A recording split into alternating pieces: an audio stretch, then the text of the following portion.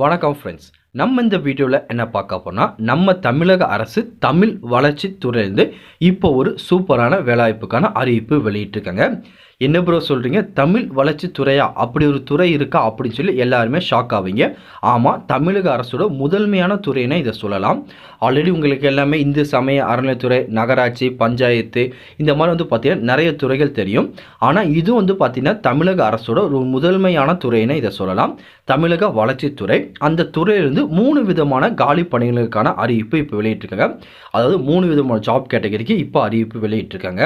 இந்த வேலைவாய்ப்புக்கு எல்லாமே நீங்கள் குறைந்தபட்சம் 5ஆம் வகுப்பு அல்லது 8ஆம் வகுப்பு அல்லது அதுக்கு மேலே நீங்கள் என்ன படிச்சிருந்தாலும் எலிஜிபிள் தான். இதுக்கு நீங்கள் விண்ணப்பிச்சுக்கலாம். இப்போ இந்த அறிவிப்பில் என்னென்ன விதமான பதவிகளுக்கான அறிவிப்பு வெளியிட்டிருக்காங்க, இதுக்கு எப்படி விண்ணப்பிக்கணும் அப்படின்னு சொல்லி ஃபுல் இன்ஃபர்மேஷனும் 1 by 1 டீட்டெயிலாக இந்த வீடியோவில் பார்க்கலாம். இந்த இன்ஃபர்மேஷன் எல்லாமே பார்க்குறதுக்கு முன்னாடி நீங்கள் நம்ம சேனலுக்கு புதியவராக இருந்தீங்கன்னா மறக்காமல் நம்ம சேனல் சப்ஸ்கிரைப் பண்ணிட்டு பக்கத்தில் இருக்க பெல் ஐக்கானை கிளிக் பண்ணிட்டு ஆடுங்க செட் பண்ணிக்கோங்க. அப்போ தான் நம்ம போடுற வீடியோ எல்லாமே உங்களுக்கு உடனே கிடைக்கும். இப்போ வாங்க ஃப்ரெண்ட்ஸ், வீடியோக்குள்ளே போகலாம். இதான் அந்த வேலைவாய்ப்புக்கான அஃபிஷியல் நோட்டிஃபிகேஷன். இதில் அலுவலக உதவியாளர், துப்புரவாளர், அதுக்கப்புறம் தோட்ட துப்புரவாளர் அப்படின்னு சொல்லி 3 விதமான கேட்டகரியில் வேகன்சி கொடுத்துருக்காங்க. இது எல்லாத்துக்குமே பார்த்தீங்கன்னா மினிமம் நீங்கள் 18 வயசுலேருந்து மேக்ஸிமம் 32 வயசு இருக்குங்க விண்ணப்பிச்சுக்கலாம். அதுபோல் எஸ்சி, எஸ்டி, ஓபிசி கேட்டகரிக்கு எப்பவும் போல் அவங்க ஏஜ் ரிலாக்ஸேஷன் எல்லாமே கொடுக்குறாங்க.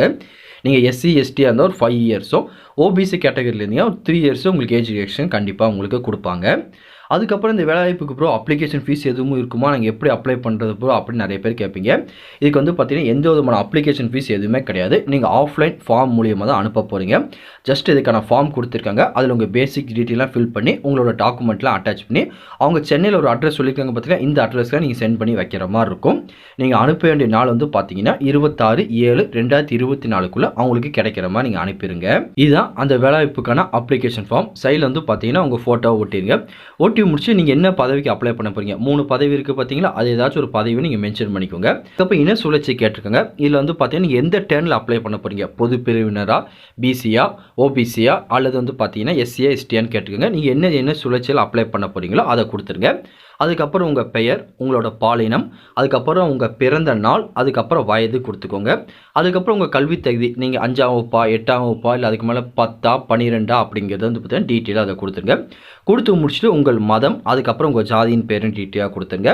அதுக்கப்புறம் உங்கள் தொடர்பு கொள்றதுக்காக உங்கள் முகவரி, நீங்கள் இப்போ டெம்பரரியாக இருக்க அட்ரஸாக இருக்கட்டும், பர்மனெண்ட் அட்ரஸாக இருக்கட்டும், 2 அட்ரஸுமே கொடுத்துருங்க. கொடுத்து முடிச்சுட்டு உங்கள் செல்ஃபோன் நம்பரு, அதுக்கப்புறம் அது போக பார்த்தீங்கன்னா பிற தகவலில் பார்த்தீங்கன்னா உங்களுக்கு டிரைவிங்கோ, டைப்பிங்கோ இல்லை வேறு ஏதாச்சும் உங்கள் ஸ்கில் இருந்துச்சுன்னா அந்த ஸ்கில் பார்த்தீங்கன்னா இதில் கொடுத்துக்கோங்க. அப்படி இல்லைனா ஒன்றும் பிரச்சனை கிடையாது, நீங்கள் கொடுக்க வேண்டாம். தெரிஞ்சால் கொடுங்க, இல்லைனா கொடுக்க வேண்டாம். அதுக்கப்புறம் உங்கள் பின்னஞ்சல் முகவரி கேட்டிருக்காங்க, அதை நீங்கள் கொடுத்துருங்க. அதுக்கப்புறம் இந்த அப்ளிகேஷன் ஃபார்மோட நீங்கள் என்னென்ன டாக்குமெண்ட்லாம் அட்டாச் பண்ணி அனுப்பணும் அப்படின்னு சொல்லி அவங்க டீட்டெயிலாக கொடுத்துருக்காங்க. இது எல்லாமே பார்த்தீங்கன்னா இந்த அப்ளிகேஷனோட நீங்கள் அட்டாச் பண்ணிக்கோங்க. பண்ணிவிட்டு அவங்க நோட்டிஃபிகேஷன் ஒரு அட்ரஸ் சொல்லியிருக்காங்க பார்த்தீங்கன்னா, அந்த அட்ரஸ்க்கு இந்த அப்ளிகேஷன் ஃபார்மை நீங்கள் அனுப்பி வச்சுருங்க. இந்த அப்ளிகேஷன் ஃபார்மை நீங்கள் நேரில் கொண்டு போய் கொடுக்கலாம். அல்லது பார்த்தீங்கன்னா தபால் மூலிமா, ஸ்பீட் போஸ்ட் மூலியமாக நீங்கள் அனுப்பலாம், ரிஜிஸ்டர் போஸ்ட் மூலியமாக அனுப்பலாம். உங்களுக்கு எது ஈஸியாக இருக்குமோ நீங்கள் அதுபடி அனுப்பிக்கோங்க. அவங்க எந்த மெத்தடில் அனுப்பணும்னு சொல்லி குறிப்பிடுது, அதனால் நீங்கள் பார்த்தீங்கன்னா ஸ்பீட் போஸ்ட்டில் அனுப்பலாம், தாராளமாக அனுப்பிக்கலாம். வேறு எதுவும் இதை பற்றி உங்களுக்கு டவுட் இருந்தாலும் கீழே கமெண்ட் செக்ஷனில் தெரிவிங்க. கண்டிப்பாக உங்களுக்கு நான் கிளியர் பண்ணி தரேன். இந்த பதிவு கண்டிப்பாக உங்களுக்கு பயனுள்ளதாக இருக்கும்னு நினைக்கிறேன். தெரியாத உங்கள் ஃப்ரெண்ட்ஸ்க்கு இந்த வீடியோ ஷேர் பண்ணுங்கள், பிடிச்சிருந்தால் லைக் பண்ணுங்கள். அடுத்த ஒரு வீடியோ சந்திக்கலாம். Thank you and bye bye friends.